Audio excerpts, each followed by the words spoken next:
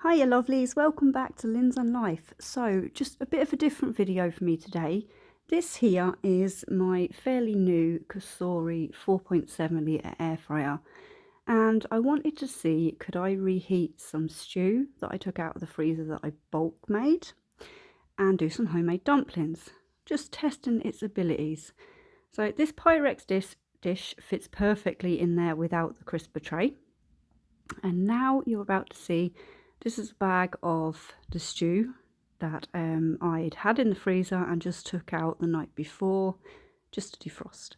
So this is a beef stew with carrots, carrots, swede, what else have I got in there? Some Brussels and some parsnips. So just give it a wee bit of a mix up there and see.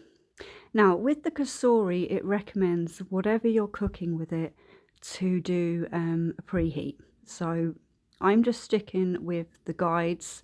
I'm new to this. I do have a air fryer lid for my big Instant Pot, and I'm going to be talking about that in another video. But as for just a plain air fryer goes, this is it. Now, I decided I would try and put some of this foil over the top to, I don't know, kind of act a bit like a bowl, because the lid definitely won't fit with this dish in this air fryer. That is the worst investment I ever bought, was that foil. It sounded like a good idea, it wasn't. And here you see me trying to turn on my air fryer that I hadn't actually turned on at the wall. So there we go. Now I've got myself flustered. Don't know what I'm doing. Yeah, you see, I could have edited that bit out, couldn't I, lovelies? But no, I decided to leave it in there. Why not? This is the preheat setting, and this does it. Well, it did it there because I've just cut that bit off, and we're just going to show you what's going on. So into the air fryer basket. Wait till you see these things. These are wicked. Now, these are on my Amazon shop, and all the links for that will be listed down below, along with actually a link for the fryer too. So if you're interested, go and have a look at that. But I highly recommend these little silicone hand grabby things. Now we're going to throw it in. Again, this is just guesswork on my behalf. So 180 I think I go at. For 20 minutes, I'm sure.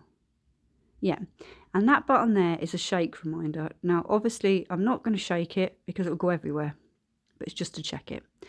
Now I'm making some dumplings. This is a tora. Now, this is a beef suet. You can get this in vegetable suet if you are a vegetarian. I didn't realise you couldn't actually see the counter here. So what I've done is there's 50 grams there gone in of the atora, or the suet. You can make this homemade as well. I might try and do a video on that if I can get hold of some of the ingredients. Some self-raising flour. Now, I think a lot of people have their own different ways of doing this. I've seen some people use plain or all-purpose flour and then put, you know, a little bit of baking powder in, but this is mine. Now I'm adding 100 grams of this. Oh, there we go. Just, I think it we went to about 1 something including the suet. But now a pinch of salt. I eyeball everything. I'm going to be really bad at giving you proper directions on things, but I am going to try over the coming weeks, lovelies.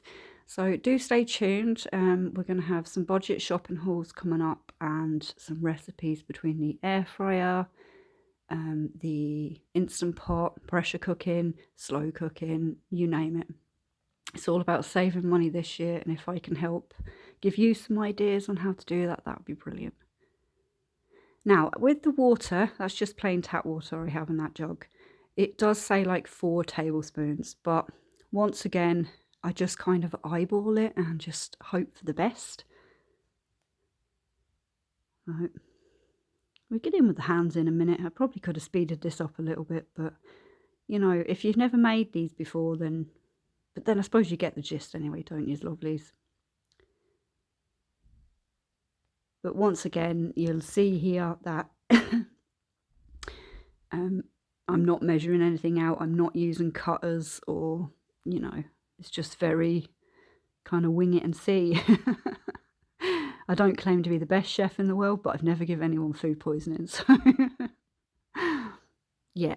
So there we go. We're just going to give it a good old kind of mash together.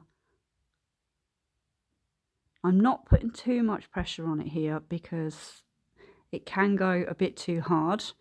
Now, some people will say these dumplings are too dry. For me now, personally, they were perfect.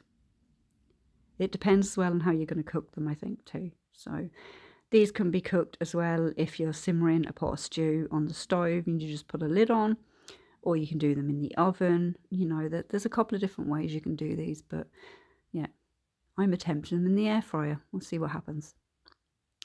Now, I'm just dividing this out into 4 balls. If you read the packet, it does say 8, but personally I think they're just far too small and fiddly. So yeah, I'm just quite happy with the 4.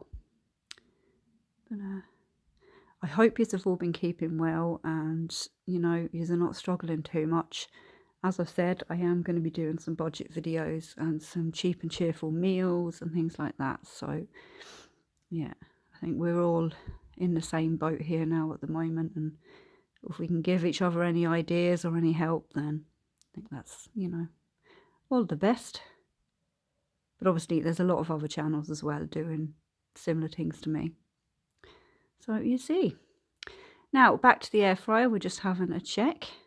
I've pressed pause there, which sometimes I do, sometimes I don't. Oh, look at that foil. Yeah, I knew it was going to be a disaster. Basically it flew off. Now I'm going to highly recommend anybody that's getting an air fryer or has one, get a thermometer, because my theory with the air fryer is cook by temperature, not by time. Again, this thermometer probe will be listed in my Amazon shop, which will be in the description below. I'm waiting on a set of pans to go in here, and I'm going to attempt to be making things like stews just basically straight in the fryer rather than, you know, having to use different pans and things like that. We'll see how it goes. If it fails, it fails. But I will show you anyway, because yeah, that's that. So there's everything gone in.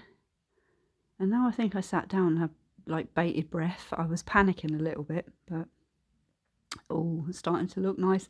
I could actually smell it, and it smelled amazing cooking. I was like, oh my days. But my temperature thing here is still saying we're just not quite right. So this is why I've never given anyone food poisoning, because I check the temperatures. I'm sure there's other reasons you can probably get it, but hey, that's mine. Let's have a look, shall we? Oh my days. Everything is looking fabulous here, and I know when I put the temperature thing in, again, it was okay, but I still would have, basically, if you went by the guide, it would have said, yeah, that's fine. But I just wanted to give it just an extra bit, and because it was starting to get very dark, I turned it down to 150 and put it on for 15 minutes. The shake reminder will go off at 7, just so I can check and that I don't dawdle off and forget about it, basically.